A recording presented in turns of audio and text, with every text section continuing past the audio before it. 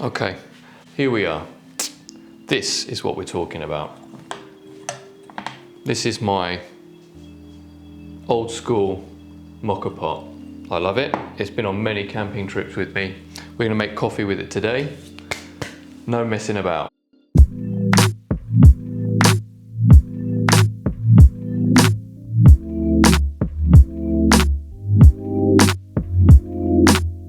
Welcome back to another video. If you were with me on the last one, thank you so much. I couldn't believe the reception I've got. If you're here for the first time, then welcome in. I thought I would go back to a very simple method and we'd look at the Moka pot.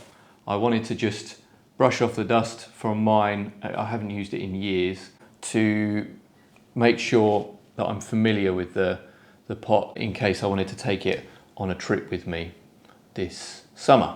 Like many of my coffee machines, it's very old.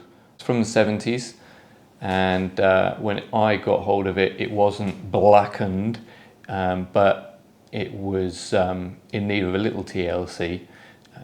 The rubber seal had cracked. I managed to find a silicone seal to replace the old cracked rubber seal on eBay, and that made it an absolute pleasure to tighten up. I've taken it with me on quite a few hiking trips. It's been great to just use on an open fire. That's why it's covered in soot. I have had to be careful not to melt the plastic handle, and I think it is one of my goals and another project for future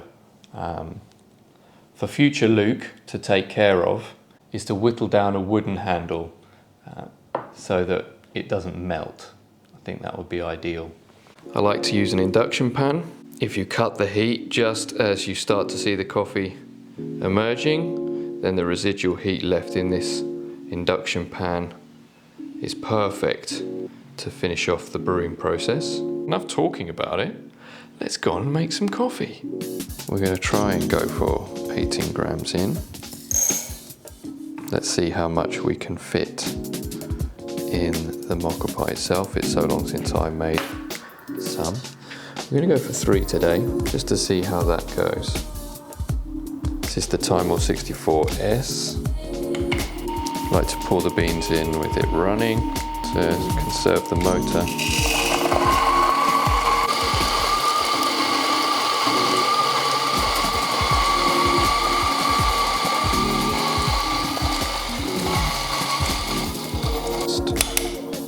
Knock any of those out. Okay, take our ground coffee and add that too. This is where we find out if 18 grams actually fits. Whoa, so close. Okay. How close are we going to get? Pretty close.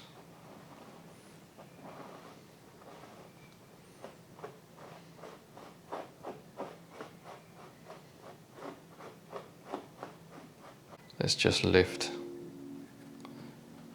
the basket out for a moment to make sure we get our water in. Put that there handily. Boiling water is very important for the next step.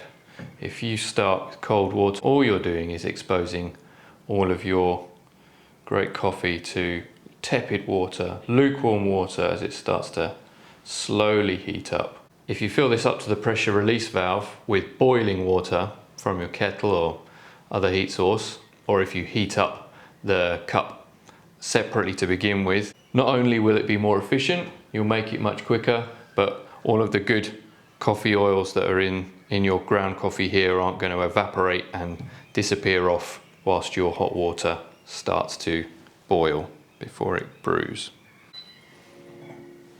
So we're adding our coffee, screwing on the lid, being careful not to burn ourselves if your asbestos fingers are of any use here.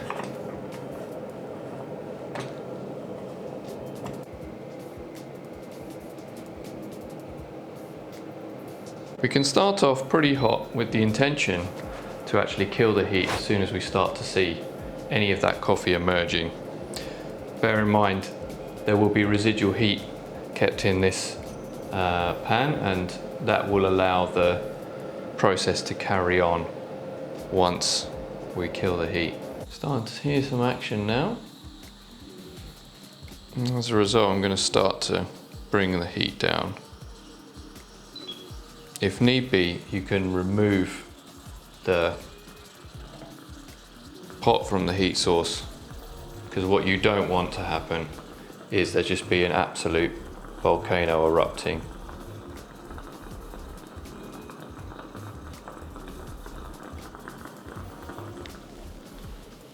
You want just a steady stream of coffee.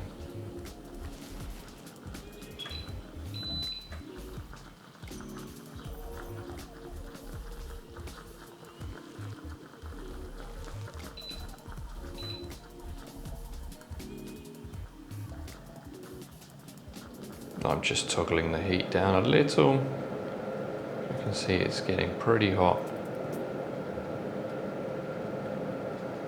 But maybe we need a bit more heat to keep it going.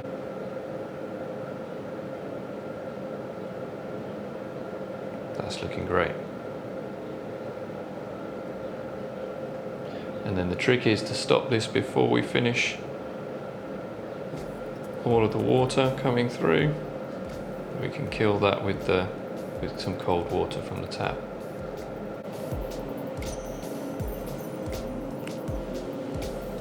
And let's just make sure we take that off before it finishes. And then we can cool that down.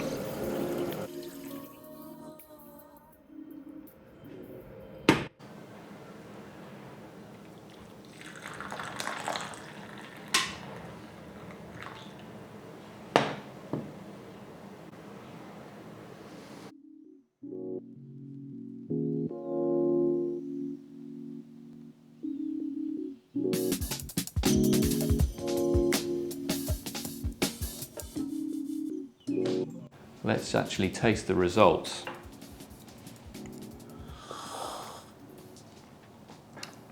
Yeah, as it's cooled down, there is a little sweetness there from the nice rich extraction that we got. Maybe a little bit over, because there is a tiny bit of astringency, but I'm actually learning something else.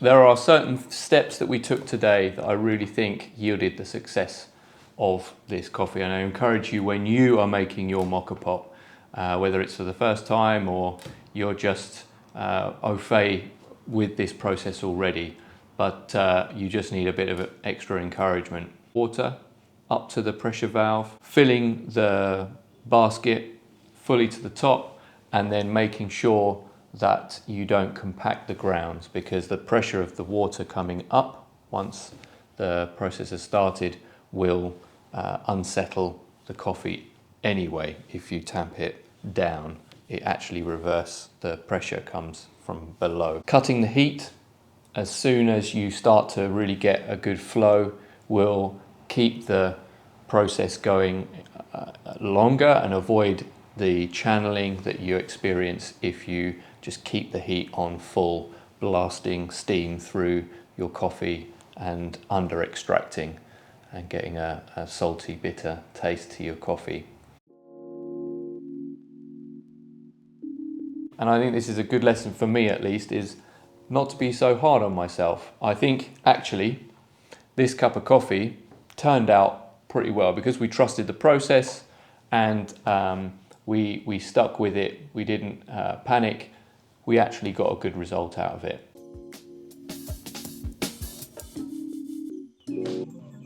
Thank you for watching. Please consider subscribing if you want to see any more results of my coffee making experiments. If you as well were pleasantly surprised by the quality of this cup of coffee, then maybe that deserves a like. Otherwise, see you in the next one.